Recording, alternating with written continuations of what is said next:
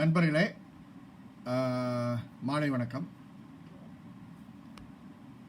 ஒரு கடுமையான நாளின் இறுதியில் உங்கள் அனைவரையும் இந்த ஃபேஸ்புக் லைவ் மூலமாக சந்திப்பதில் மிக்க மகிழ்ச்சி. நமக்கு கொடுத்திருக்கக்கூடிய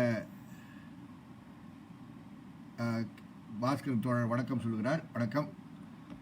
எனக்கு கொடுத்திருக்கக்கூடிய பொருள் சாத்தாங்குளத்தில் நடந்த இந்த கொடூர சம்பவம் சார்ந்த என்னுடைய கருத்துக்களும், இது போன்ற சம்பவங்களில் தலையீடு செய்யும்போது மனித உரிமை காப்பாளர்களுடைய பங்கு என்ன, அவர்கள் செயல்பாடுகள் எப்படி இருக்க வேண்டும் என்பதை மையப்படுத்தி நான் இந்த பகிர்வை கொண்டு செல்ல விரும்புகிறேன். முதலில் இந்த கூட்டத்தை ஏற்பாடு செய்த திருநெல்வேலி மாவட்ட சிபிஎம் கட்சியினுடைய மாவட்ட செயலாளர் பாசத்துக்குரிய தோழர் பாஸ்கர் அவர்களுக்கு என்னுடைய நன்றியை தெரிவித்துக் கொள்கிறேன். நண்பர்களே, சம்பவத்திற்குள் நேரடியாக செல்லலாம். இது பத்திரிகை பேசுகிற மாதிரி இல்லைன்னா டிவியில் பேசுகிற மாதிரி பேசாமல் இது நமக்குள்ளார ஒரு உரையாடலாக கொண்டு செல்ல விரும்புகிறேன். அப்பொழுதுதான் இந்த வழக்கில் நம்முடைய தலையீடு இனிமேல் இது போன்ற விஷயங்கள் நடக்காமல் இருப்பதற்கு ஒரு நல்ல ஒரு பாடமாக நமக்கு அமையும். நண்பர்களே, இந்த வாரம் ஒரு மிக முக்கியமான ஒரு வாரம். ஜூன் மாதம் 26ஆம் தேதி ஐநா சபையில் சித்திரவதையால் பாதிக்கப்பட்டவர்களுக்கு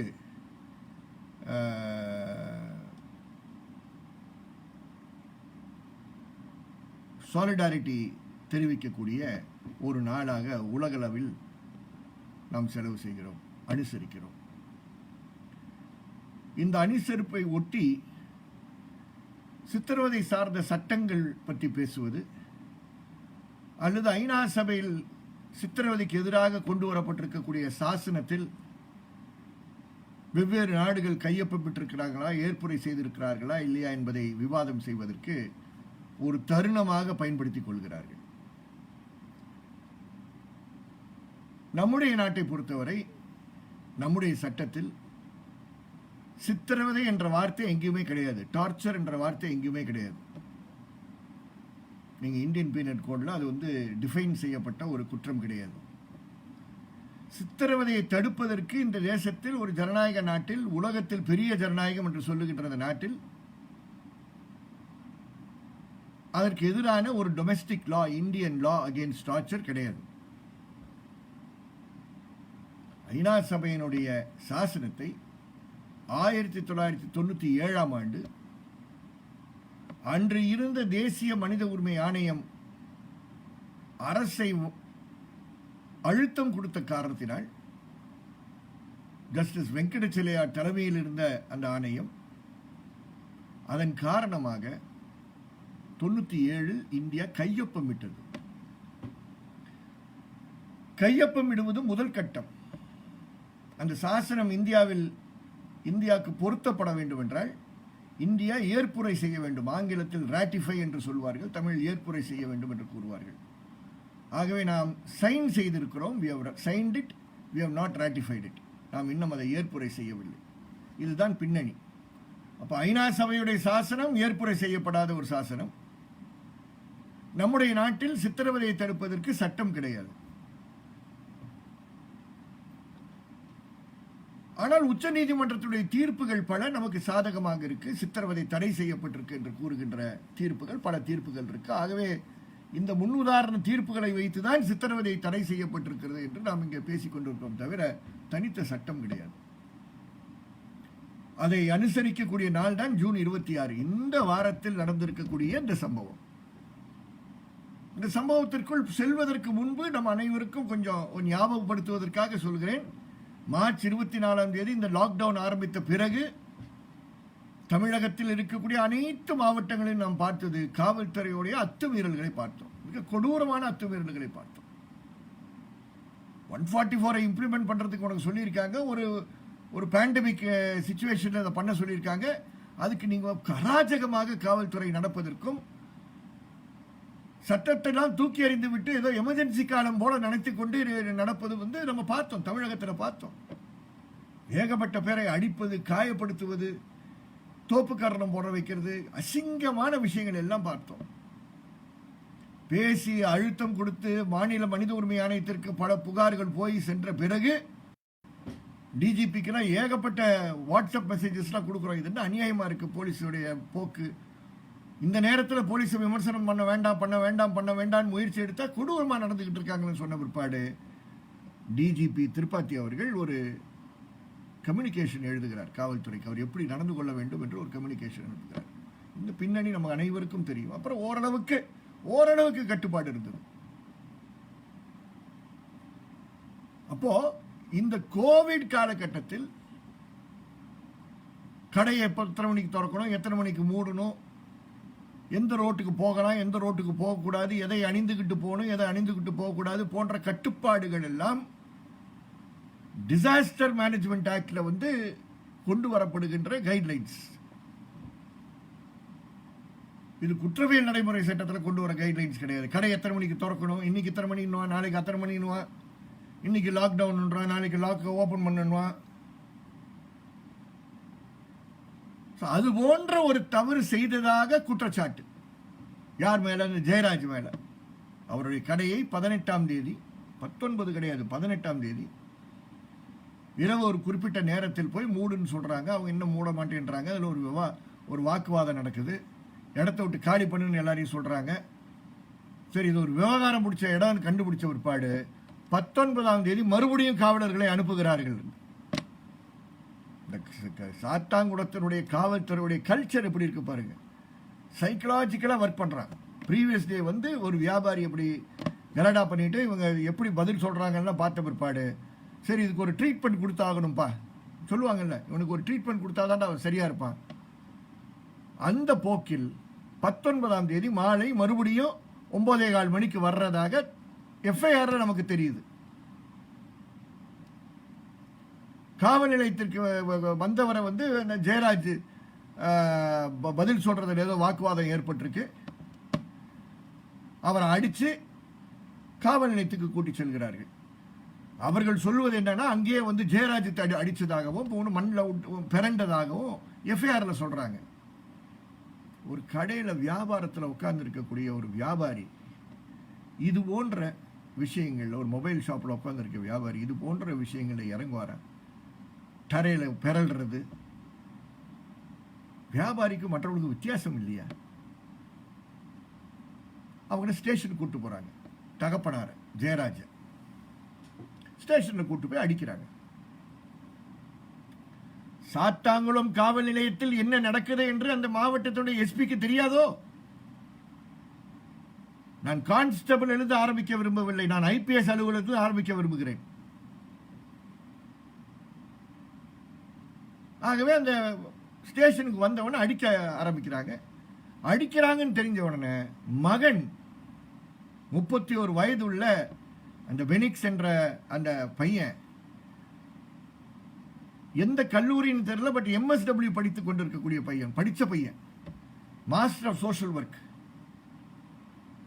இந்த சோஷியல் ஒர்க் படிச்சு வெவ்வேறு இடங்களில் தொழில் இருக்கக்கூடியவர்களுக்கு அக்கறை இருந்தால், சமுதாயத்தின் மேல் அக்கறை இருந்தால், நீங்கள் சமூக பணியை பற்றி படிக்கக்கூடியவர்கள், உங்கள் சமுதாயத்தை சார்ந்த ஒருவனை காவல்துறை சித்திரவதை செய்து கொலை செய்திருக்கிறார்கள், தெருவுக்கு வர வேண்டியவர்கள் நீங்கள்.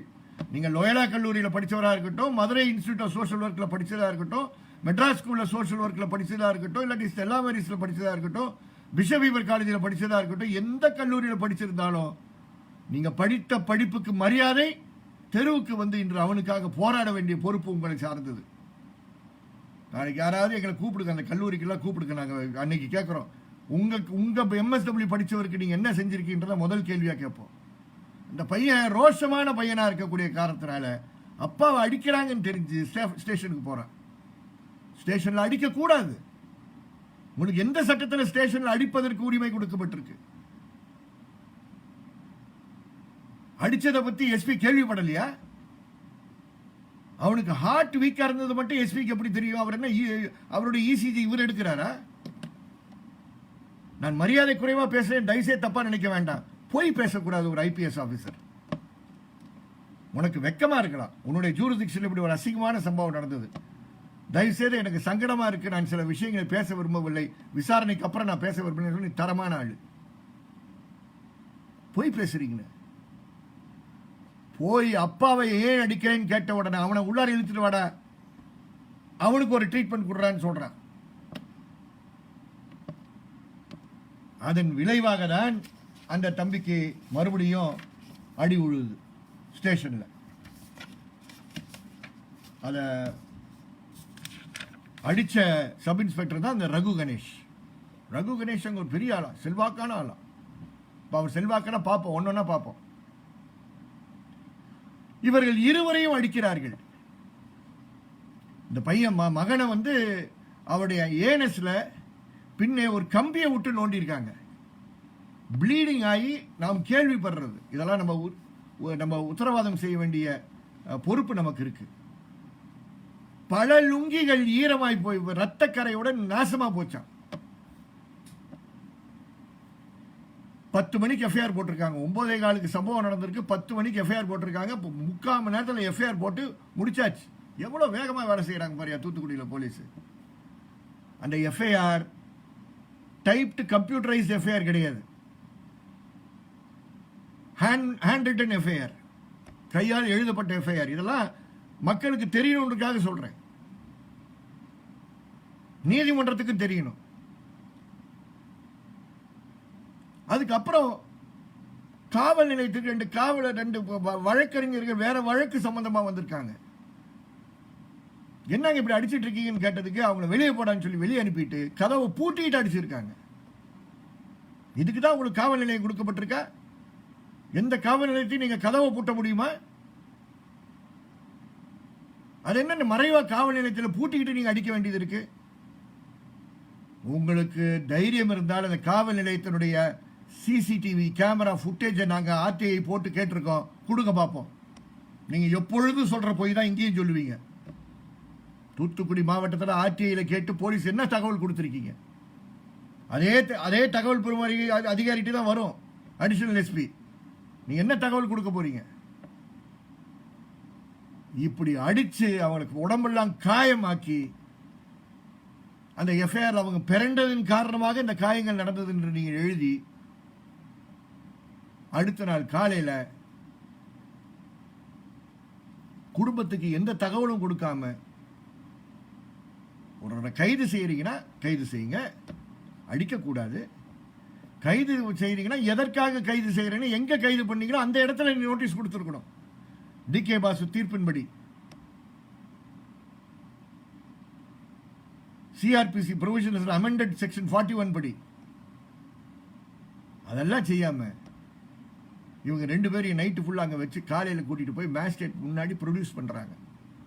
சட்டம் என்ன சொல்லுதுன்னா நல்லா கவனமா கேட்போம். மேஜிஸ்ட்ரேட் கிட்ட ப்ரொடியூஸ் பண்றதுக்கு ஆளை போய் முன்னே நிறுத்த வேண்டும். இந்த மேஜிஸ்ட்ரேட் ரொம்ப கொரோனா அவேர்னஸ் உள்ள ஒரு மேஜிஸ்ட்ரேட்டா. அதனால இருக்கிற பேப்பரை 2 நாளைக்கு அப்புறம் தான் கையை வைப்பாரா, இல்லைன்னா ஒரு கொரோனா வந்துருமா. இந்த நாட்டில் அவர்கள் மாதிரி இருக்கக்கூடியவர்கள் தூக்கி எறிகின்ற அசிங்கத்தெல்லாம் கையால அள்ளுகிறார்களே நம்முடைய சானிட்டரி ஒர்க்கர்ஸ். அதை பற்றி என்னைக்காவது கவலைப்பட்டிருக்காங்களா? ஏன் தெருவில் நிற்கக்கூடிய கூட்டங்களை அடக்கக்கூடிய பணியில் இருக்கக்கூடிய கான்ஸ்டபிள்ஸ் வெறும் கையால எல்லாரையும் தொட்டு தொட்டு வேலை செஞ்சுக்கிட்டு இருக்காங்களே, நியாயமா செய்யக்கூடிய வேலைகளை. மேஜிஸ்ட்ரேட் 2 நாளா பேப்பர் தொட மாட்டாரா? ஏன்னா அதுல கொரோனா வைரஸ் இருக்குமா, அதுக்கப்புறம் தான் தொடுவாராம். மேஜிஸ்ட்ரேட் முன்னாடி இவரை ப்ரொடியூஸ் பண்ணவில்லை. இப்பொழுது அதுக்கு ஒரு புதிய கதை சொல்கிறாங்க. என்ன? ஏன்னா 2 அட்வொகேட்ஸ் போய் மேஜிஸ்ட்ரேட்டை சொல்லியிருக்காங்க, என்னங்க அவர் காயத்தோடு அங்கே 2 பேர் இருந்திருக்காங்க, நீங்கள் பாட்டுக்கு ரிமாண்ட் போட்டீங்க அப்படின்னு சொல்லியிருக்காங்க. ஐயோ, அது முதலே சொல்லியிருக்க வேணாமா நீங்கள்? நான் உடனே அவங்கள பார்க்க வந்திருப்பேனே, நான் பாட்டுக்கு ரிமாண்ட் போட்டேனே என்று கூறியிருக்கிறார் மேஜிஸ்ட்ரேட். நான் சொல்கிற விஷயங்கள்லாம் அங்கே சாத்தாங்குளத்தினுடைய பார் அசோசியேஷனில் இருக்க வழக்கறிஞர்கள் சொன்ன விஷயங்கள். இன்னொரு விஷயம் சொன்னாங்க, அதையும் நான் பகிரங்கமாக வெக்கத்தோட சொல்றேன், வருத்தத்தோட சொல்றேன். இதெல்லாம் கஷ்டமா இருக்கு. ஒரு வழக்கறிஞராக இருந்துகிட்டு இதெல்லாம் சொல்றது கஷ்டமா இருக்கு. ஆனா உண்மையை பேச வேண்டும். நான் அதுக்காக மறைச்சு பேச முடியாது. அந்த மேஜிஸ்ட்ரேட்டு எந்த பேப்பர் போலீஸ் கொடுத்தாலும் கையொப்பம் போடுவாருங்க. அவரை பத்தி பேசிட்டு இருக்கீங்களே அப்படின்னாங்க. இது பொய்யாக யாரும் இப்படி பேச மாட்டாங்க. அந்த தைரியத்தினால்தான் அந்த காவல் நிலையத்தில் இந்த பேப்பர்ஸ் அனுப்பியிருக்காங்க. நம்ம எது கொடுத்தாலும் கையெழுத்து போடுறவர் தான் மேஜிஸ்ட்ரேட். எவ்வளோ நம்ம ஜுடிஷியரி நம்ம நீதித்துறையை எவ்வளோ கொச்சப்படுத்தியிருக்காங்க பாருங்க. ஒருவருடைய நடத்தை, ஒரு காவல்துறையுடைய நடத்தை காவல்துறைக்கு எவ்வளோ கெட்ட பேர் கொண்டு வந்திருக்கோ, அதே போல் நடுவராக பணி செய்பவர் நீதித்துறைக்கு எவ்வளோ கெட்ட பேரை கொண்டு வந்திருக்கார். இப்போ சொல்லப்படுவது அந்த இவங்க இருவரையும் மருத்துவமனைக்கு கூட்டிட்டு சென்றதாகவும், மருத்துவ பரிசோதனைக்கு பிறகுதான் நீதிமன்றத்துக்கு கூட்டிட்டு வந்ததாக சொல்லுகிறார்கள். எது உண்மைன்றது இன்னும் நம்ம டாக்குமெண்ட்ஸ்லாம் பார்த்த பிற்பாடு தான் தெரியும். அப்படி கூட்டிட்டு போயிருந்தாங்கன்னா அந்த உடம்பில் இருந்த காயங்களை நோட் பண்ணாம சர்டிபிகேட் கொடுத்து அனுப்பியிருக்காரு பாருங்க நம்ம மருத்துவர். அவர் மாட்டுவார். இது விடுற மாதிரி கிடையாது. சாதாரண வழக்கறிஞர் மாதிரி விட்டுட்டு போயிட மாட்டோம் நாங்க. முதல் ஆஸ்பத்திரிக்கு கூட்டிட்டு போய் மேஜிஸ்ட்ரேட்டை கூட்டு போயிருந்தாங்கன்னா ஆஸ்பத்திரிக்கு இருக்கக்கூடிய டாக்டர்ஸ் மாட்டிக்குவாங்க. அந்த இன்ஜுரிஸ் ஒழுங்காம ரெக்கார்ட் பண்ணாம இருந்தாங்கன்னா. ஆஸ்பத்திரிக்கு கூட்டிட்டு போகாம மேஜிஸ்ட்ரேட்டை போயிருந்தாலும் மேஜிஸ்ட்ரேட் முன்னாடி இவங்க ப்ரொடியூஸ் பண்ணாத காரணத்தினால தன் முன் ஆஜராகாத ஒரு நபரை அவர் ரிமாண்ட் அக்செப்ட் பண்ணது பயங்கர தவறு. இப்போ அவங்களுக்கு அதுக்கு ஒரு சப்பை கட்டியிருக்காங்க. நான் தன் சப்பை கட்டுறதையும் ஓப்பனாக சொல்லிடுறேன், எல்லாம் ஒன்றும் மறைக்கிறது. வீடியோ கான்ஃபரன்சிங் மூலமாக நான் பார்த்தேன். எங்க மேஜிஸ்ட்ரேட் ரூம்ல இருந்து வண்டியில் உட்கார்ந்து இருக்கக்கூடிய வீடியோ கான்ஃபரன்சிங் மூலமாக பார்த்தாங்களாம். நாளைக்கு சொல்லுங்க, நீதிமன்றங்களில் சொல்லுங்க, நாங்கள் வீடியோ கான்ஃபரன்சிங் மூலமா ரிமாண்ட் டைமை பார்த்தோன்னு சொல்லுங்க. சரி, அப்படி நீங்க பார்த்துருந்தீங்கன்னா, அவங்களுக்கு நேரடியாக பார்த்துருந்தீங்கன்னா தான் அவங்க காயங்கள் இருக்கா இல்லையான்றது சொல்லி இருப்பாங்க. உடம்புல இருக்கக்கூடிய கையை கழட்டியா நான் பார்க்கணும்னு சொல்றதுக்கு உனக்கு ஒரு வாய்ப்பு இருந்திருக்கும். அதுதான் குற்றவியல் நடைமுறை சட்டம் நீங்கள் செய்ய வேண்டும் என்று எதிர்பார்க்கிறது. சரி, இவர்கள் மேல் போடப்பட்டிருக்கக்கூடிய வழக்கு என்ன? குற்றவாளிகளாக வழக்கு பதிவு செய்து நீதிமன்றத்துக்கு கொண்டு சென்ற பிற்பாடு உடனடியாக எல்லாரையும் ரிமாண்ட் பண்ற காலம் பழைய காலம். உச்ச நீதிமன்றம் என்ன சொல்லியிருக்கு? எல்லாரையும் கைது செய்து ரிமாண்ட் பண்ண கூடாதியா? 7 ஆண்டுகளுக்கு அதிகமாக தண்டனை கொடுக்கக்கூடிய வழக்கு யாருக்கு எதிராக பதிவு செய்யப்பட்டிருக்கோ அவர்களை மட்டும்தான் நீங்கள் ரிமாண்ட் செய்ய வேண்டும், மற்றவர்களை நீங்கள் ரிமாண்ட் செய்யக்கூடாது.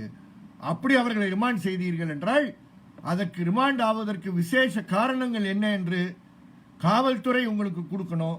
நீங்களும் அதில் உங்க ரீசன்ட் ஆர்டர்ல எழுதணும்னு சொல்றாங்க. இங்கே போடப்பட்டிருக்கக்கூடிய எல்லா செக்ஷன்ஸ்லையும் ஒரு செக்ஷன் தவிர மற்றதெல்லாம் 3 மாதம் 6 மாதம் 2 வருஷம் தண்டனை தான் மேக்சிமம். 506 part 2 போட்டிருக்காங்க, அதில் மட்டும் 7 ஆண்டு. அது 7 ஆண்டுக்கு மேலே இல்லை, மேக்சிமம் 7 years. அதனால உச்ச நீதிமன்றத்தினுடைய Arnesh Kumar versus state of Bihar வழக்கின்படி மேஜிஸ்ட்ரேட் இந்த வழக்கில் அவர்களை ரிமாண்ட் செய்திருக்க கூடாது. ஒரு வார்த்தை பேசியிருந்தாருன்னா என்னையே தகராறுன்னு சொல்லியிருந்தா அவங்க சொல்லியிருப்பாங்க, கடை திறந்துட்டோம், அவங்க சொல்ற மாதிரி சொல்ல நேரத்தில் நாங்கள் பூட்டல, வாதம் வந்துருச்சு, அவங்க எங்களை திட்ட, நாங்கள் அவங்களை திருப்பி திட்ட, ஏதோ தகராறாயிருக்கோம், ஸ்டேஷன் கூப்பிட்டு போயிட்டாங்க, வழக்கு போட்டிருக்காங்க. மேஜிஸ்ட்ரேட்டு ஒரு சரியான நபராக இருந்தால் என்ன சொல்லியிருப்பார்? இதெல்லாம் கொண்டு எதுக்கே ரிமாண்ட் பண்ணிட்டு இருக்கீங்க? இதெல்லாம் ரிமாண்ட் பண்ணுற நேரமா, ரிமாண்ட் பண்ணுற விஷயமா, இதுக்கெல்லாம் உங்களுக்கு இன்ஸ்ட்ரக்ஷன்ஸ் கொடுக்கலையா என்று கேட்பது தான் மேஜிஸ்ட்ரேட்டுடைய வேலை. அதான் மேஜிஸ்ட்ரேட்டுடைய வேலை. அதுக்கு பதிலாக அவனை ரிமாண்ட் பண்ணி அனுப்பிட்டாங்க. நேராக சிறைக்கு போறான்.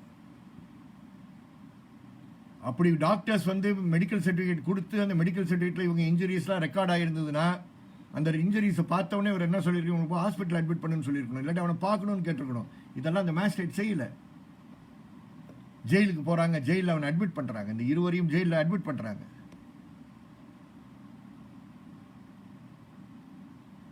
போன உடனே இவர்கள் என்ன பண்றாங்க, ஜெயிலில் அட்மிஷன் போட்டாங்கன்னா அட்மிஷன் போற நேரத்தில் காயங்கள்லாம் என்ன இருக்குன்றதை வந்து நோட் பண்ண வேண்டியது அவருடைய பொறுப்பு.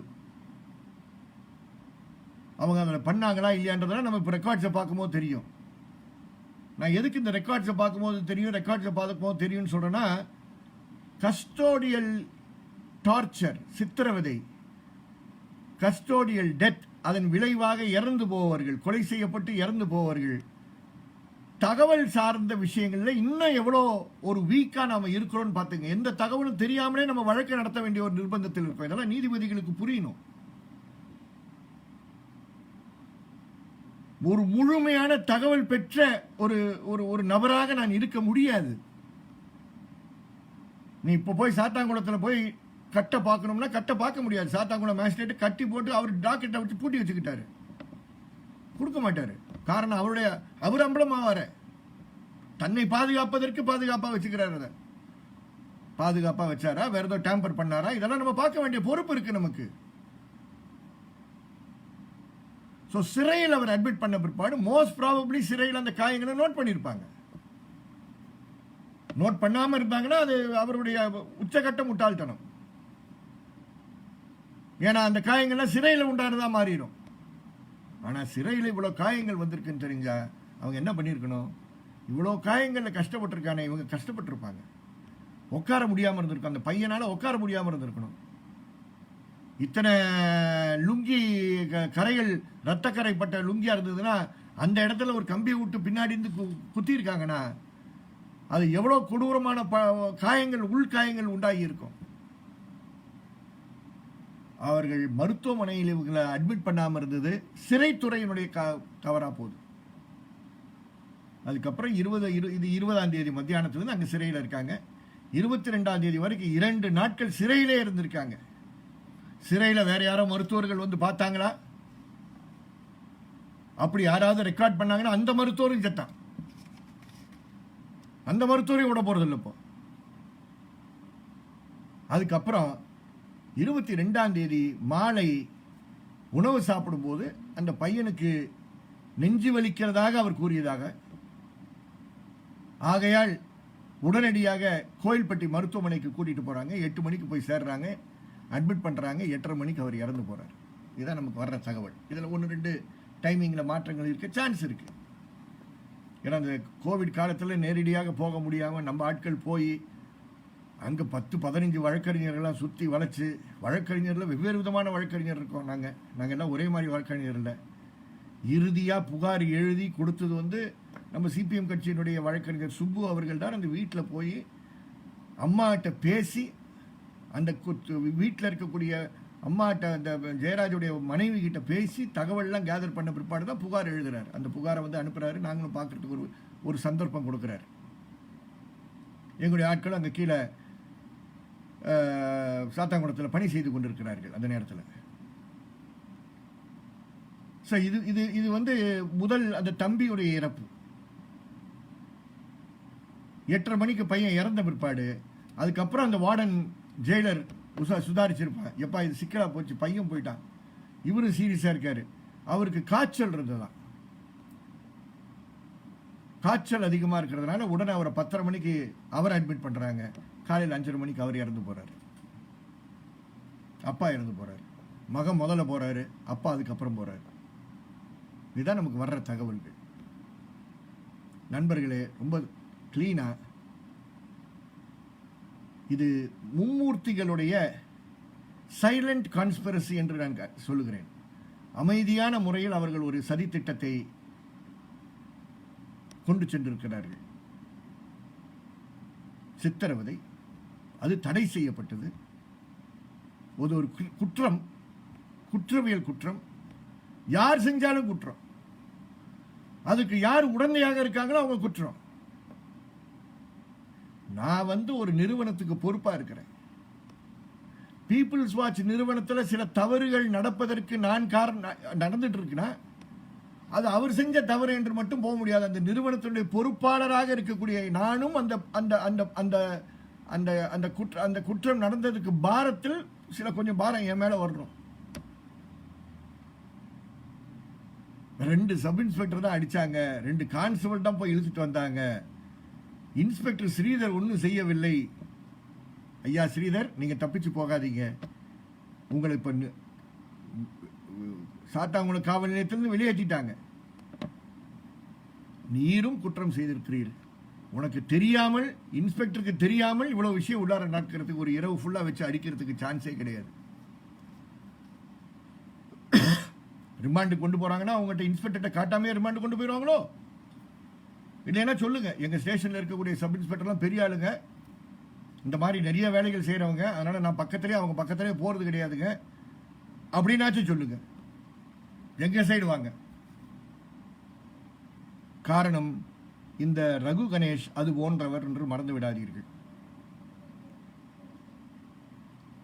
சோ மேஜிஸ்ட்ரேட் ரிமாண்ட் பண்றதுக்கு முன்னாடி அக்யூஸ்ட பார்க்கல.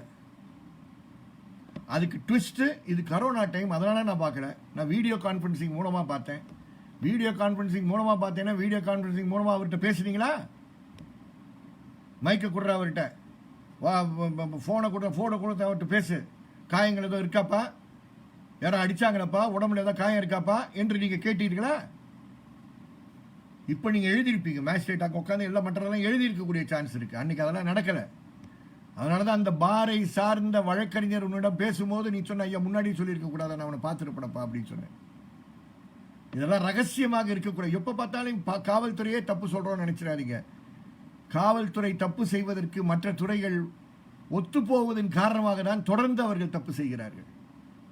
அது இது போன்ற குற்றவியல் நடுவர்கள் இருந்தாங்கன்னா இன்னும் அதிகமாக அவர்கள் தப்பு செய்வதற்கு காரணமாக இருப்பார்கள். ஒரு ஆப்பிள் ஒருத்தன் திருடுறான், ஒரு 10 ரூபா பொருள் ஒருத்தன் திருடுறான், அவனை கூட்டிட்டு போய் நீங்க தெஃப்ட் கேஸ் போட்டு கொண்டு போய் ஜெயிலில் போட்டீங்கன்னா அவன் கிராஜுவேஷன் முடிச்சு போஸ்ட் கிராஜுவேஷன் முடிச்சு வெளியே வரான். அது மாதிரி போலீஸ்காரங்க கிராஜுவேட் போஸ்ட் கிராஜுவேட்டா மாறுறதுக்கு நீங்கள் தான் காரணமாக இருக்கிறீர்கள் என்று மறந்து விடாதீர்கள். இதெல்லாம் வெக்கத்தோட பேச வேண்டிய விஷயங்கள். இது போன்ற சாத்தாங்குளத்தில் நடந்தது. ஒரு சித்திரவதையால் அங்கு ஒரு கொலை நடந்திருக்கு. இந்த சித்திரவதை செய்யும் போது உங்களுக்கு தெரியும் இதனுடைய விளைவுகள்லாம் என்னன்னு தெரியும். சட்டம் தெரிந்தவர்கள் நீங்க. கூட்டாக சதி செய்து பேசி இதை எப்படி மறைப்பது எல்லாம் பேசிதான் செஞ்சிருக்கீங்க. இது ஒரு கூட்டு சதி. அந்த சதியில ஒரு பாகம் உங்க மேஜிஸ்ட்ரேட், இன்னொரு பாகம் அந்த ஜெயிலருக்கு போய் சேது இருவரை கொலை செய்திருக்கிறீர்கள். முதல் வழக்கு போட்டது தப்பு, 2வது இது போன்ற செக்ஷன்ஸ் போட்டது தப்பு, 3வது அவர் ரிமாண்டுக்கு கொண்டு போனது தப்பு, 4வது அவர் ரிமாண்ட் பண்ணது தப்பு. இறுதியில் மக்கள் 2 பேரும் உயிர் இழந்து விட்டார்கள். உயிர் இழந்ததற்கு காரணம் என்ன? எஸ்பி கிட்ட மீடியா கேட்கிறாங்க. அறிவார்ந்த எஸ்பி என்ன சொல்றாரு? அந்த அப்பனுக்கு சொல்றாரு, அவருக்கு ஹார்ட் ப்ராப்ளம் இருந்தது, அதனால அவர் இறந்துட்டார். ஹார்ட் ப்ராப்ளம் இருந்ததுன்னு சொன்னது மையன், அப்பா இல்லை. சரி, யாரா இருக்கட்டும், இவர் என்ன இசிஜி பார்த்துட்டு இருந்தாரா எஸ்பி? உயர் நீதிமன்றத்தில் என்ன தெரியும்னு கேட்கும்போது இது சொல்லியே. அவங்க ஹார்ட் அட்டாக்னால இறந்து போயிட்டாங்க, அவங்க வீக் ஹார்ட்னால இறந்து போனாங்கன்னு அவர் சொல்லலையே. அவர் நடுங்கி நீதிமன்றத்துக்கு முன் நின்னதை நாங்க பார்த்தோமே, எல்லா வழக்கறிஞரும் பார்த்தோமே. அருண் பாலகோபால் நின்னதை மக்கள்கிட்ட டிவியில சொன்னதும் பத்திரிகையில் சொன்னதும் நீங்க நீதிமன்றத்தில் சொல்றதுக்கு உங்க வாய் கேட்கல. தப்பு. எனக்கு புரியுது. நேர்மையா இருக்கக்கூடிய ஆபீசருக்கு மனசு கஷ்டப்படுவீங்க. எல்லாரும் தவறு செய்பவர்கள் கிடையாது. பலர் நேர்மையா இருக்கணும்னு ஆசைப்படுறவங்க நேர்மையா இருக்கிறாங்க. எத்தனை காவல்துறை அதிகாரிகள் கை சுத்தமானவர்கள் இன்னும் இருக்காங்க. நம்ம கண்ணுக்கு அவர்கள் படுறது இல்லை, நம்ம கண்ணுக்கெல்லாம் தவறு செய்யறவன் தான் படுறான். அது மாதிரி மானத்துடனும் மாண்புடனும் இருக்கக்கூடிய காவல்துறை அதிகாரிகள் இன்னைக்கு தலை குனிந்து அழுது இருப்பார்கள். அப்படி ஆட்கள் இருக்கிறார்கள் என்று எங்கள் பலர் நம்புகிறோம். ஆனால் சுப்பீரியர் ஆஃபீஸரும் அதே மாதிரி இருக்கணும். ஐபிஎஸ் ஆஃபீஸரை எதுக்கு போடுறாங்க? எங்கள் நகரத்தில் 5 ஐபிஎஸ் ஆஃபீஸர் இருக்காங்க. எதுக்கு? மேற்பார்வை செய்வதற்கும் இது போன்ற சின்ன சின்ன தவறுகள் நடக்காமல் இருப்பதற்கு பார்ப்பதும், அதன் விளைவாக இது போன்ற எக்ஸ்ட்ராடினரி சர்க்கம்ஸ்டன்ஸ்ல விஷயங்கள் நடக்கக்கூடாதுன்னு பார்வையிடுறதுக்கு தான் சீனியர் ஆஃபீஸர்ஸ் இருக்காங்க. ஏசி ரூம்ல உட்காந்துட்டு இருக்கிறது கிடையாது. எங்களை கைது செய்து பொய் வழக்கு போடுறதுக்கு கிடையாது. உங்களுடைய அறிவு எல்லாத்தையும் தவறாக மோசமான விஷயங்களுக்கு பயன்படுத்தி இருக்கிறீர்கள். இந்த ரகு கணேஷ்ட வருவோம். இந்த ஒரு வழக்கு மட்டும் அவர் சம்பந்தப்பட்ட வழக்கு இல்லை. நீங்க சாத்தாங்குளம் பகுதிக்கு சென்றீர்கள் என்றால் எல்லாருமே சொல்லுவார்கள், சாத்தாங்குளம் காவல் நிலையத்தில் டார்ச்சர் ஸ்பெஷலிஸ்ட் ரகு கணேஷ். கோயில்பட்டி சப்ஜெயில இருக்கக்கூடிய ராஜா சிங் எப்படி இருக்காரு? கோயில்பட்டி சப்ஜெயில இருக்கக்கூடிய ராஜா சிங்கை சித்திரவதை செய்தது யார்? கோயில்பட்டி சப்ஜெயில இருக்கக்கூடிய ராஜா சிங்க்கு இதே ட்ரீட்மெண்ட், ஏனஸ்ல கம்பி ஏத்துற ட்ரீட்மெண்ட் ரகு கணேஷ் கொடுக்கவில்லையா? இதெல்லாம் ரகசியங்களா? எஸ்பி அவர்களே பதில் சொல்லுங்கள். உங்களுக்கெல்லாம் பாளையங்கோட்டையில் இருந்த பாளை சண்முகம் தான் சரியான ஒரு மூத்த வழக்கறிஞர். பாலை திடலில் ஒரே ஒரு சேர் போட்டு ஒரே ஒரு மைக்கு போட்டு வாரம் நீங்க செய்யற அசிங்கத்தெல்லாம் ஓப்பனா பேசக்கூடியவர். பதில் சொல்லுன்னு சொல்லுவார். அவங்க எல்லாம் நடுங்கிட்டு இருப்பாங்க, இந்த வாரம் அவர் என்னையா சொல்ல போறாருன்னு.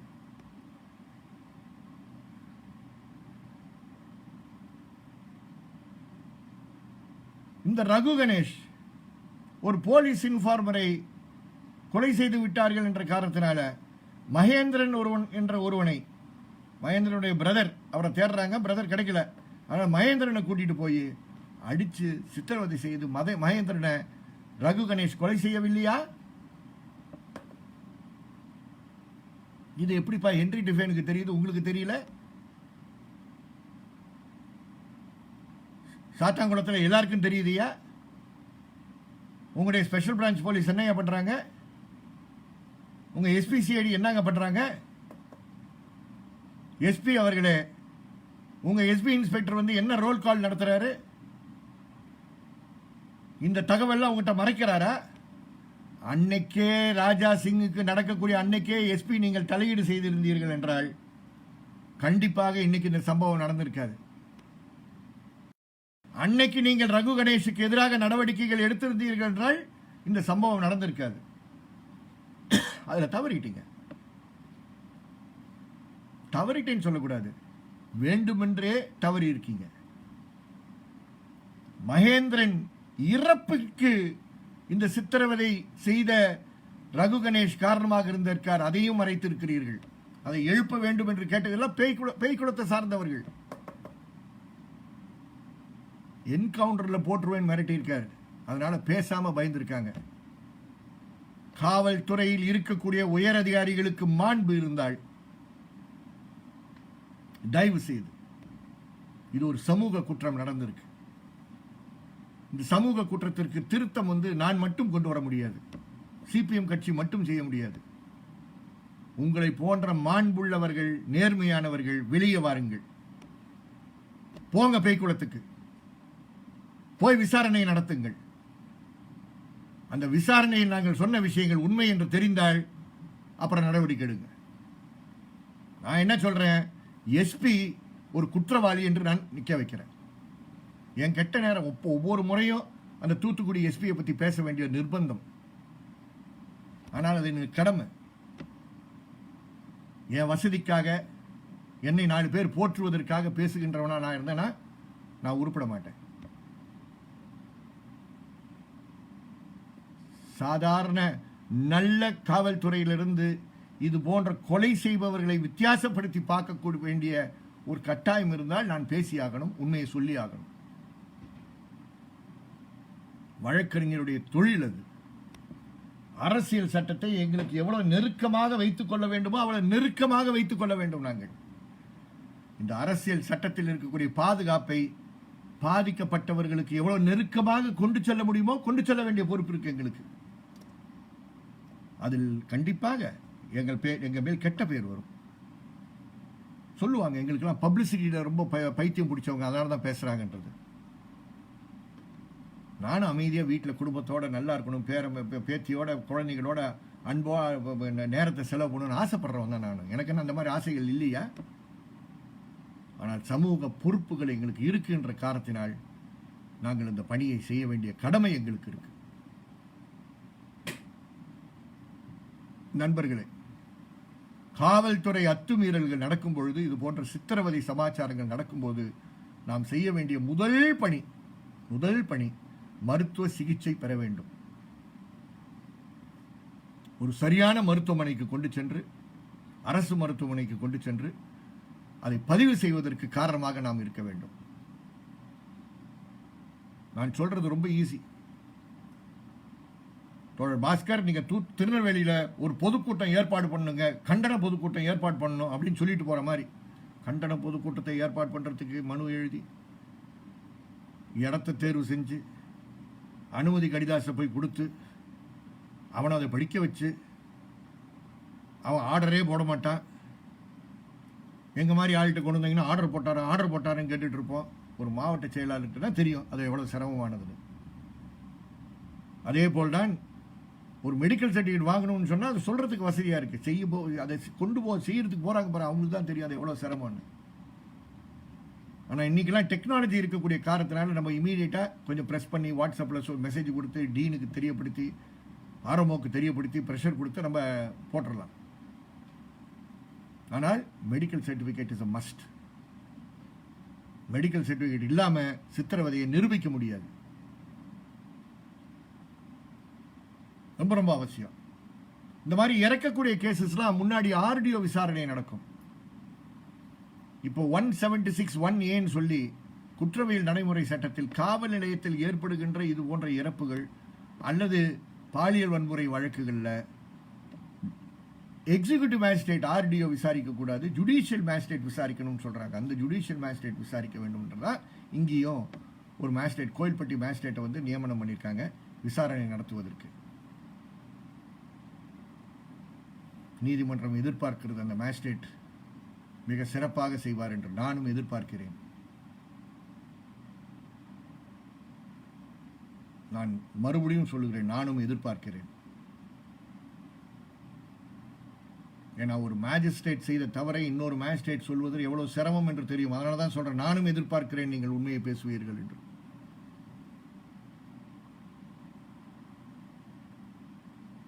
இந்த வழக்கில் உடனடியாக 2 மணிக்கு எஸ்பி சொல்றாரு, 2 பேரும் டிரான்ஸ்பர், 2 எஸ்ஐ டிரான்ஸ்பர். மக்கள் எதிர்க்கிறார்கள், வியாபாரிகள் எதிர்க்கிறார்கள். கலெக்டர் வரார், 2 மணிலிருந்து 3 மணி வரைக்கும் கலெக்டர் பேசுறார். பேச்சுவார்த்தையின் இறுதியில் 3:10க்கு கலெக்டர் சொல்றார், 2 சப் இன்ஸ்பெக்டரும் சஸ்பெண்டு, 2 ஹெட் கான்ஸ்டபிளும் சஸ்பெண்டு. இப்போ இன்ஸ்பெக்டர் ஆஃப் போலீஸும் வந்து வெயிட்டிங் லிஸ்ட்ல போட்டாங்கன்றாங்க. மாலையில் சொல்றாங்க முதலமைச்சர் வந்து 10 லட்ச ரூபாய் நஷ்டஈடு கொடுத்தாங்க. எதுக்குங்க நஷ்டஈடு? அவங்க என்ன பிச்சை கேட்டுட்டு இருந்தாங்களா? நஷ்டஈடு கொடுக்கிறீர்கள் என்றால் தயவு செய்து முதலில் நீங்கள் செய்ய வேண்டியது முதல் தகவல் அறிக்கையை பதிவு செய்யுங்கள். நீங்க 10 லட்ச ரூபாய் கொடுக்குறீங்களோ, 20 லட்ச ரூபாய் கொடுக்குறீங்களோ, அல்லது வியாபாரிகள் சங்கம் கேட்ட மாதிரி 1 கோடி ரூபாய் கொடுக்குறீங்களோ, அது வேற விஷயம். மக்கள் யாரும் பிச்சை கேட்கவில்லை, உரிமை கேட்டுக்கொண்டு போராடி கொண்டிருக்கிறார்கள். தயவு செய்து 10 லட்சம் ரூபாய் கொடுப்பதற்கு தயார் இருந்தால் நீங்கள் முதல்ல எஃப்ஐஆர் ரெஜிஸ்டர் பண்ணுங்க. 302ல போலீஸை நேம் பண்ணுங்க. அந்த நேம் அக்யூஸ்டுக்கு தகுந்த மாதிரி நீங்க மதுரை ஐஜி சவுத்தை வந்து ஸ்பெஷல் இன்வெஸ்டிகேஷன் ஆஃபீஸரா போடுங்க. இந்த சும்மா பூச்சாண்டி சிபிசிஐடி சிபிஐ இதெல்லாம் வேண்டாம். அந்த யாரு ஜூரிஸ்டிக்ஷன் ஐஜியோ அந்த ஐஜியை வந்து இன்வெஸ்டிகேஷன் டீமுடைய ஹெட்டா போட்டு அவர் டீமை செலக்ட் பண்ணி விசாரிக்க சொல்லுங்க. அது வந்து ஒரு தரமான டிஜிபியுடைய தரமா இருக்கும். அதை நீங்கள் செய்ய வேண்டும், செய்வீர்கள் என்ற நம்பிக்கை எங்களுக்கு இருக்கு. 10 லட்ச ரூபா கொடுக்குறேன், 20 லட்ச ரூபா கொடுக்குறேன்றலாம் தயவுசெய்து வேண்டாம். இங்க யாரும்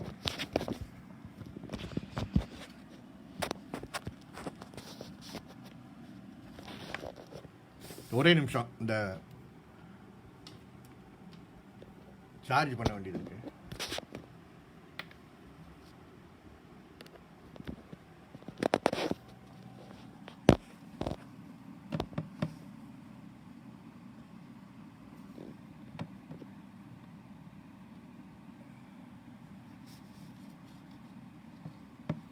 அதனால இதில் நம்ம எதிர்பார்க்கிறது ஒரு இன்வெஸ்டிகேஷன் நடக்கணும்.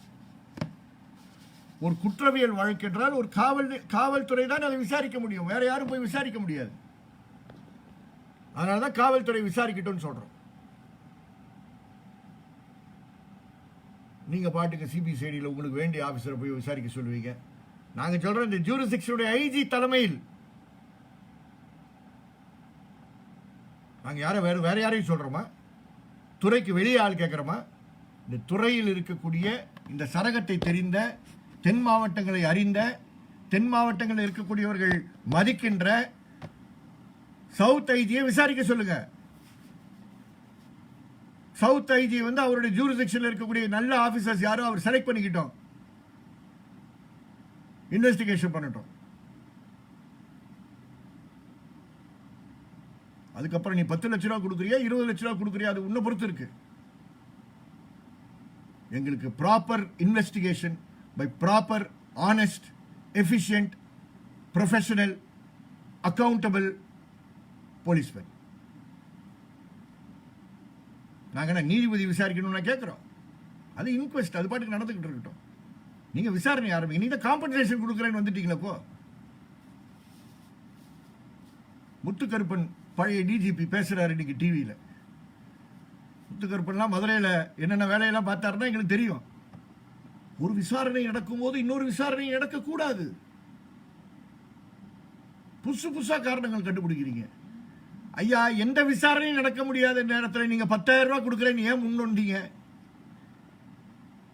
You suspect something has gone wrong, register FIR, குறைந்தபட்சம் ரெஜிஸ்டர் எஃப்ஐஆர். இதுதான் நம்முடைய கோரிக்கை.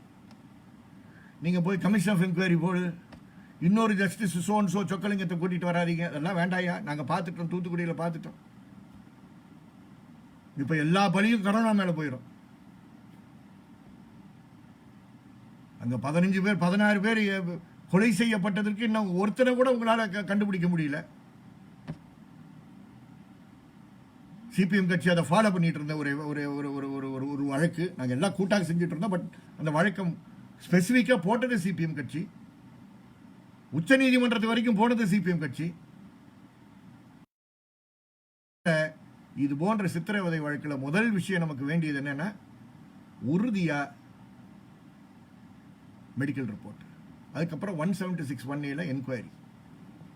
அந்த 176(1A) என்கொயரியில் சாத்தாங்குளத்தில் இருக்கக்கூடிய அனைத்து மக்களும் சாட்சியம் அளிக்க வேண்டும். அந்த கடையில் அவரை அடித்ததை பார்த்தவர்கள், காவல் நிலையத்தில் அவரை அடி வாங்குவதை பார்த்த வழக்கறிஞர்கள், மற்ற பொதுமக்கள். இது தொடர்ந்து தமிழகத்தில் நடக்கக்கூடாது என்றால் நாம் அனைவரும் நம்முடைய சின்ன சின்ன வட்டங்களை தாண்டி வந்து நிற்க வேண்டும். தயவு செய்து வழக்கறிஞர் சொல்றதை மட்டும் கேட்காதீங்க, மனசாட்சி சொல்றதையும் கேளுங்க.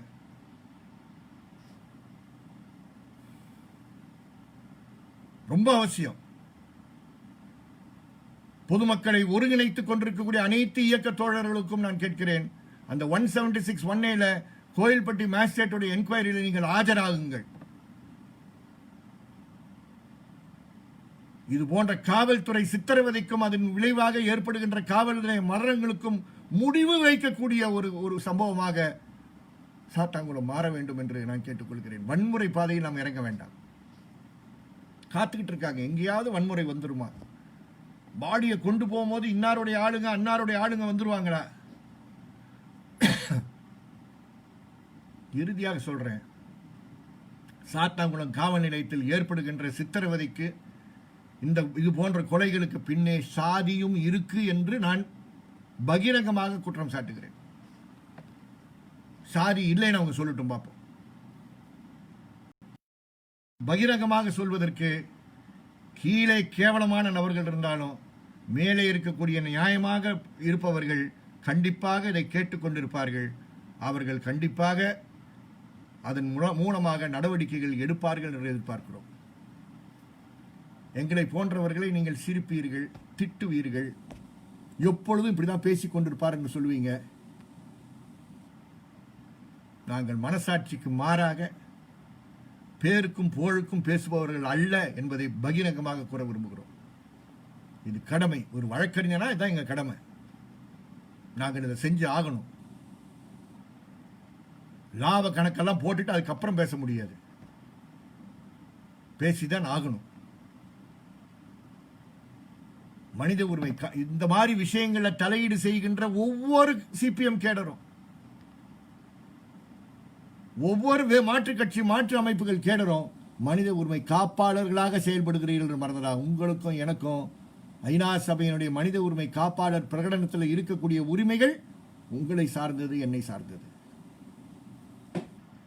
அந்த அந்த அந்த அந்த அந்த அந்த அந்த பொறுப்பு நமக்கு இருக்கு.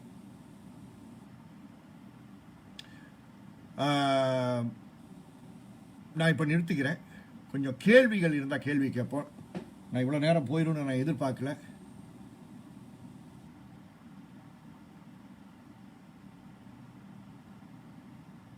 கேள்விகள் இதில் எப்படி கேட்பீங்கன்னு தெரியாது. சில பேர் நீங்கள் உதவி ஆய்வாளர்கள் மீது கொலை வழக்கு பதிவு செய்ய வேண்டும், கைது செய்யப்படும். கண்டிப்பாக கண்டிப்பாக அதான் நான் சொன்னேன், அதான் நான் மீன் பண்ணேன். நல்லா சொல்லியிருக்கீங்க. கொலை வழக்கில் கைது செய்யாமல் இருக்க முடியுமா? கண்டிப்பாக செய்யணும். ஏங்க, கோவிட் சட்ட மீறல்களுக்கே கைது செய்யும் போது ஒரு கொலை வழக்கு எப்படி கைது செய்யாமல் இருக்க முடியும்? கண்டிப்பாக கைது செய்யப்பட வேண்டும். மாவட்ட காவல்துறை கண்காணிப்பில் சிறப்பு படை சீருடை அணியாமல் தொடர்ந்து பிடித்து சென்று தினமும் 10 நபர்களை சித்திரவதை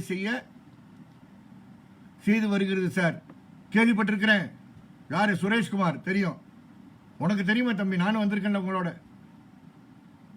அந்த அது என்ன, அந்த ஃபயரிங் ரேஞ்சு, நம்ம ஜாங்கிட்டோடைய ஃபயரிங் ரேஞ்சு, அந்த ஃபயரிங் ரேஞ்சில் வெளியே போய் நம்ம நின்னுமே, மறந்துட்டீங்களா?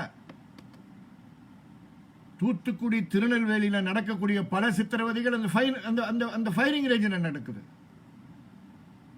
அந்த ஃபயரிங் ரேஞ்சில் தான் ஒரு 60க்கும் மேற்பட்ட 90க்கும் மேற்பட்ட நபர்களை தூத்துக்குடி இன்சிடென்ட்டுக்கு அப்புறம் இல்லீகல் டிடென்ஷன்ல வச்சிருந்தது.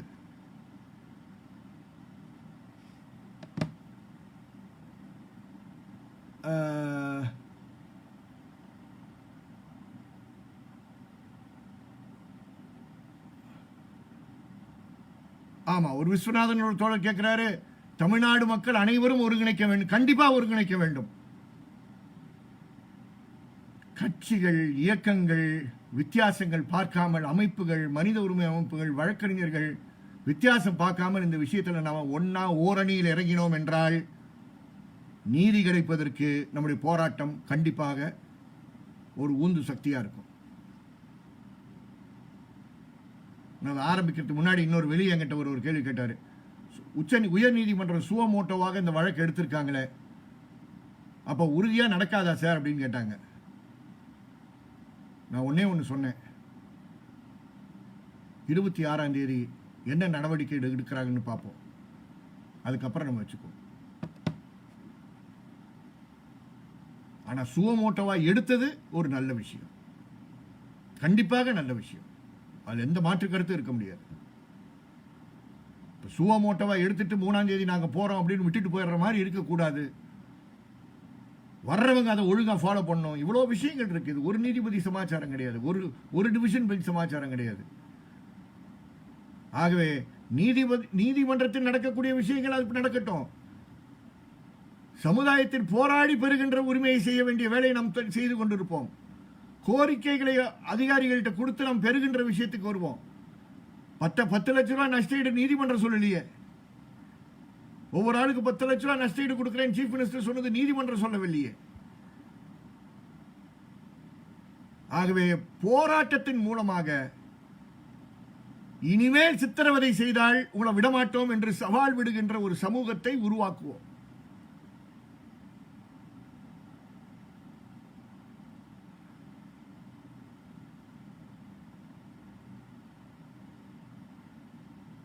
ஒரு நண்பர் தூத்துக்குடியிலிருந்து கேட்கிறாரு, proper counselling to be given to all policemen. அவங்களுக்கு கொடுக்காத கவுன்சிலிங்க, இது கவுன்சிலிங் இல்ல. உயர்மட்டத்தில் இருக்கக்கூடிய காவல்துறை அதிகாரிகள் தரமாக நடந்து தவறு செய்யும் போது இது தவறு என்று சொல்லுகின்ற தைரியம் என்னைக்கு வருகிறதோ அப்பதான் கீழே இருக்கவங்க நேர்மையா இருப்பாங்க. கீழே இருக்கிறவங்க தவறு செய்வதற்கு காரணம் மேலே இருக்கக்கூடிய கவனக்குறைவு, குற்றவியல், கிரிமினல் நெக்லிஜென்ஸ் தான் சொல்றேனே. ரகு கணேஷ் ஏற்கனவே ராஜா சிங்க கை வைக்கும் போது அருண் பாலகோபால் எங்க போனாரு? மகேந்திரன் இறக்கும் போது அருண் பாலகோபால் எங்க போனாரு? இந்த ராஜா சிங்கும் மகேந்திரனும் சுத்தி சுத்தி வருவாங்க அருண் பாலகோபால் ஐபிஎஸ் உடைய தூக்கத்துல, கனவுல. நான் யாருக்கும் தவறாக நினைக்கக்கூடிய நபர் கிடையாது. அது போன்ற மனித உரிமையை ஆர்வலராக இருக்க முடியாது. ஆனால் this is your negligence, Mr. Arun Balagopal. This is your negligence. How could you allow Raju Ganesh to do this? எப்படி நீங்க allow பண்ணீங்க? All the special branch in Thoothukudi district தலை குனியணும். உங்களுக்கு தெரியாம இது எப்படி நடந்திருக்கும்? இந்த சம்பவத்தில் மருத்துவர் மற்றும் காயம்பட்ட நிலையில் ரிமாண்ட் செய்த நீதிபதி மீது நடவடிக்கை எடுக்க வேண்டும். கண்டிப்பாக அது ஒரு வழக்கறிஞர் நண்பர் சொல்லியிருக்காரு, நான் பாராட்டுகிறேன். கண்டிப்பா செய்வோம், கூட்டா செய்வோம். நண்பர் நீங்களே ஒரு டீம் ஆஃப் அட்வொகேட்ஸை கூட்டிட்டு வாங்க, நம்ம கூட்டா செய்வோம். ஏதோ ஒரு நபர் செய்யற மாதிரி இருக்கக்கூடாது. இந்த ஒரு நபர் கல்ச்சர்லாம் நிக்காது, கூட்டாக செய்வோம். We will send a memorandum to the Chief Justice of Tamil Nadu and ask what is the action to be taken against the magistrate.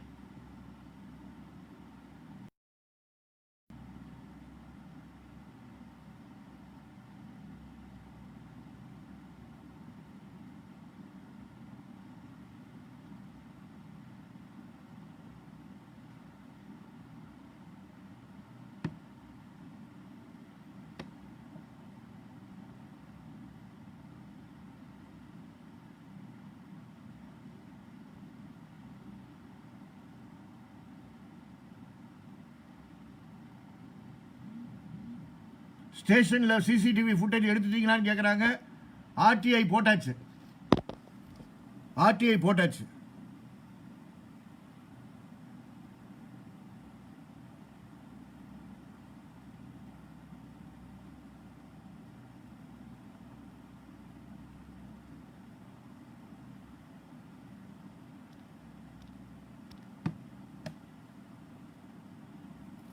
Advocate Iqbal மறுபடியும் ஏதோ சொல்லியிருக்காரு, அது வரமாட்டுது.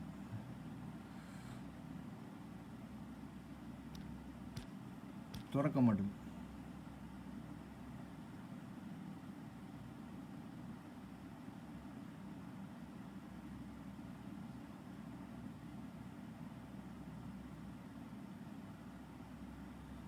ஒருவர் கேட்டிருக்காரு, இவர்கள் குடும்பத்தில் இவர்களுக்கு மரியாதை இருக்குமான்னு. போய் பார்ப்போம், வீட்டுக்கு போவோம், என்ன மரியாதை இருக்குன்னு பார்ப்போம்.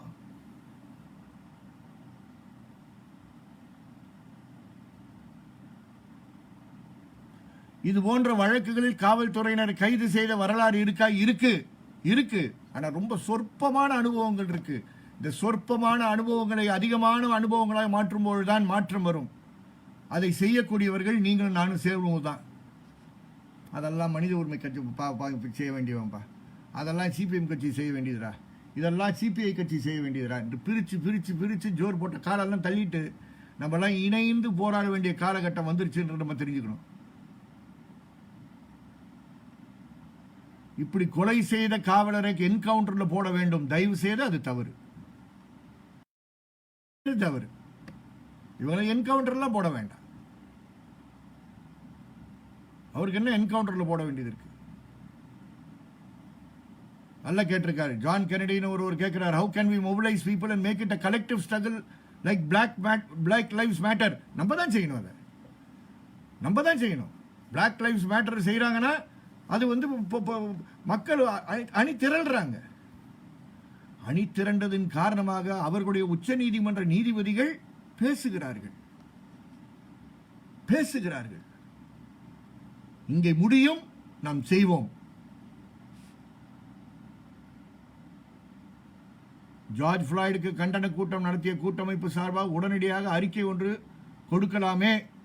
ரைட், அறிக்கை கொடுக்கறதெல்லாம் இருக்கட்டும், தெருவுக்கு வருவோம் ஒன்றாக. கண்டிப்பாக கொடுக்கணும், அதுல ஒன்றும் மாற்று கருத்து கிடையாது. செய்வோம். ஒரு அம்மா கேட்டிருக்காங்க, மேரி லில்லி பாய் கேட்டிருக்காங்க, நல்ல விஷயம்.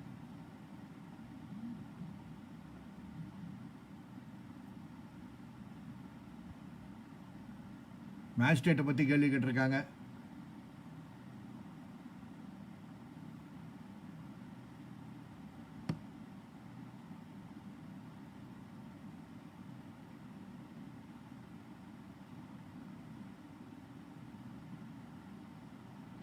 அருமையாக சொல்லியிருக்காங்க. வாச்சாத்தி வன்கொடுமையில் ஈடுபட்ட காவலர்களுக்காக தண்டனை பெறுவதற்கு சிபிஎம் சார்பில் 23 ஆண்டுகள் போராட வேண்டி இருந்தது. 1 2 இல்ல 23 ஆண்டுகள் இருந்தது, மறந்துடாதீங்க.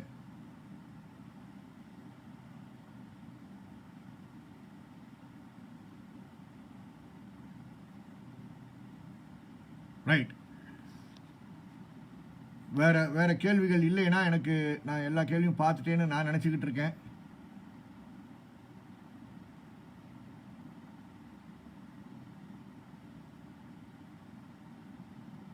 ரைட்.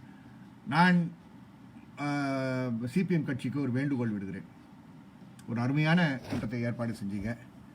எனக்கு காலையில் நீங்கள் கேட்கும்போது இன்றைக்கி இருந்த கூட்டங்களில் ரொம்ப கஷ்டமாக இருந்தது. மதியானம் 3 மணி இருந்து 5:30 5:45 மணி வரைக்கும் காமன்வெல்த் ஹியூமன் ரைட்ஸ் இனிஷியேட்டிவும் உலக அளவில் இருக்கக்கூடிய சித்திரவதைக்கு எதிரான அமைப்பின் சார்பாக இந்த 26ஆம் தேதியை ஒட்டி ஒரு ஒரு ஒரு வெபினார் இருந்தது. அதில் பேச வேண்டிய ஒரு சூழல் இருந்தது. அதில் ஆக்சுவலாக அவங்க ஒரு எம்பி பேசணும்னு கேட்டாங்க. தமிழகத்தில் திருச்சி சிவாயிட்ட கேட்டிருந்தோம். அதனால் பேச முடியவில்லை. அதுக்கு பதிலாக நான் மாட்டிக்கிட்டேன். அதுக்கப்புறம் தொடர்ந்து வெவ்வேறு இன்டர்வியூஸ் இருந்தது. ஆனால் தோழர் பாஸ்கர் கேட்டால் மறுக்கக்கூடாது என்ற ஒரு ஒரு ஒரு ஒரு அவர் மேலே இருக்கக்கூடிய ஒரு ஆழமான அன்பு எனக்கு இருக்குது. ஒரு இளம் மாவட்ட செயலாளர், அவரை சுற்றி எல்லா கட்சியில் இருக்கக்கூடிய மாவட்ட செயலாளர் ஓரளவுக்கு திருநெல்வேலியில் இளம் வயதை சார்ந்தவர்களாக வைத்து கூட்டு இயக்க பணிகளில் ஒரு சிறப்பு ஆர்வம் காட்டுகின்ற ஒரு தோழர். ஆகவே தான் ஏற்றுக்கொண்டேன். நான் அவரை கேட்கிறேன், அவரும் சிபிஎம் தூத்துக்குடியும் இணைந்து, ஏன்னா மாவட்டங்கள் பிரிச்சிருக்கலாம், ஜோன்னா ஒன்றா சேர்த்துருக்கலாம், பிரிக்கலாம். ஒரு இயக்கம் நடத்தும் போது நம்ம இணைந்து அனைத்து அமைப்புகளையும் உள்ளாரை கொண்டு வந்து ஒரு விவாதத்தை உருவாக்கணும் என்றால் இதுக்கு ஒரு கூட்டு இயக்கத்தை வேகமாக எந்த நேரமும் போகாமல் கட்டுவதற்கு நீங்கள் முயற்சி எடுக்க வேண்டும். உங்களுடன் 200% நான் இருக்கிறேன். என்ன வேலை கொடுக்குறோமோ அதை நான் செய்ய தயார். நீங்கள் லீட் பண்ணுங்க, நாங்கள்லாம் உங்களோட இருக்கிறோம். தயவு செய்து நீதிமன்றத்தை நம்பிக்கொண்டு தெருவில் நாம் கொண்டு செல்ல வேண்டிய போராட்டங்களை நிறுத்திவிட வேண்டாம். போராட்டங்கள் வேற, நீதிமன்ற தலையீடு நீதிமன்ற தலையீடு மேலே இருக்கலாம், இன்னொரு நாள் நீதிமன்ற தலையீடு கீழே வரலாம். ஆனால் நம்முடைய இயக்க பணிகள் தொடர்ந்து கொண்டே இருக்க வேண்டும். அதுதான் நீதிமன்ற தலையீடை சரியான வழியில் கொண்டு செல்வதற்கு வழி செய்யும் தவிர மாறுபட்டதில்லை.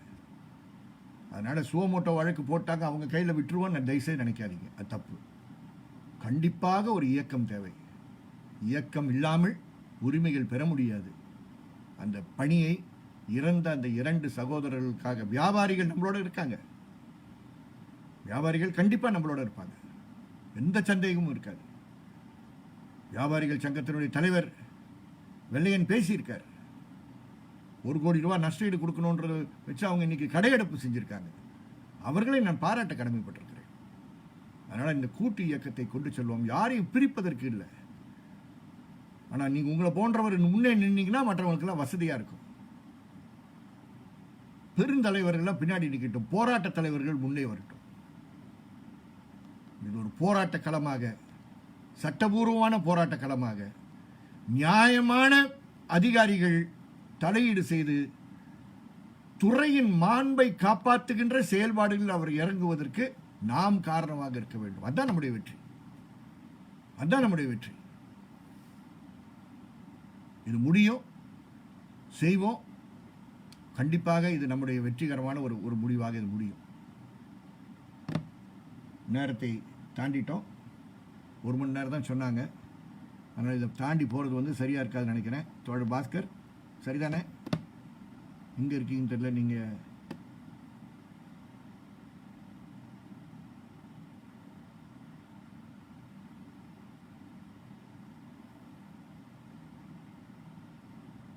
பாஸ்கர் முடிச்சிடலாமா? தோழர் பாஸ்கர், இல்லை வேற கேள்விகள் இருக்கா?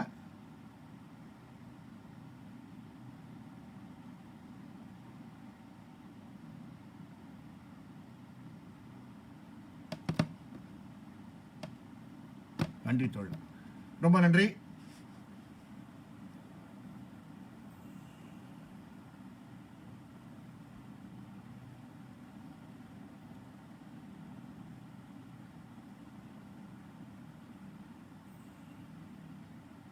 ரொம்ப நன்றி. இது முதல் முறை ஃபேஸ்புக் லைவில் நான் இப்படி உரையாற்றுவது முதல் முறை. ஃபேஸ்புக் லைவில் சின்ன சின்ன இன்டர்வியூஸ் கொடுத்துருக்கேன். நான் இவ்வளோ நேரம் போனது இதுதான் ஃபஸ்ட்டு டைம். ஆனால் தோழர் பாஸ்கருக்கு அதுக்கு ஒரு சிறப்பான நன்றி. எனக்கு நீங்கள் புதுசாக ஒன்று கற்றுக் கொடுத்துருக்கீங்க. நிறைய விஷயங்கள் பார்த்துருக்கேன், ஆனால் இதை நான் செஞ்சதில்லை. அதை நீங்கள் அறிமுகப்படுத்துனதுக்கு உங்களுக்கு நன்றி.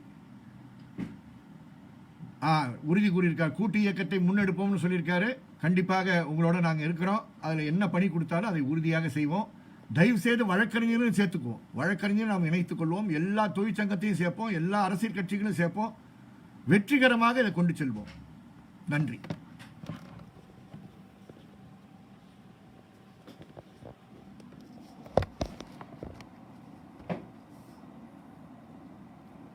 சார், நீங்க என்ன எங்க இருக்கு? நீங்க முன் ஃபுல்லா கேட்டீங்களா? ஆத்தாடி.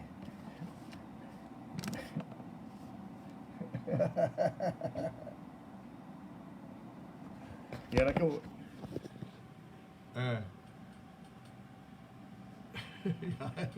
என்ன